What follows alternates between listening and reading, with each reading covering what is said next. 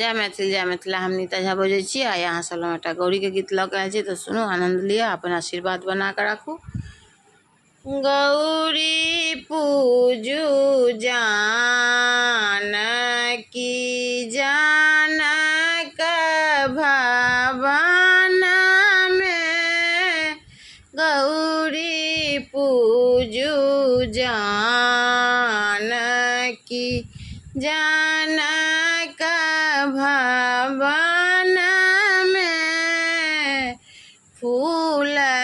लाबू बेलपत्र लाबू सिंदूर लाबू छान में, फूल लाबू बेलपत्र लाबू सिंदूर लाबू छान में, गौरी पूजू जानकी जानक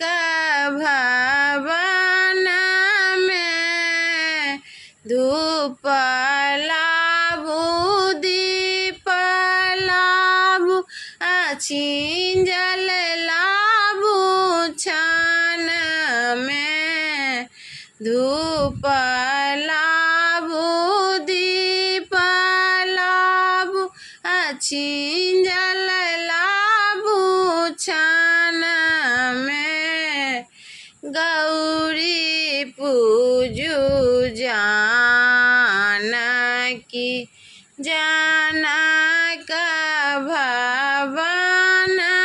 में, आसन लाबू सिंहासन लाबू नैवेद्य लाबू छान में, गौरी पूजू जानकी जानक भवन में, फूल लोरी लाबू गौरी मंत्र पढ़ू छान में, गौरी पूजू जानकी जानक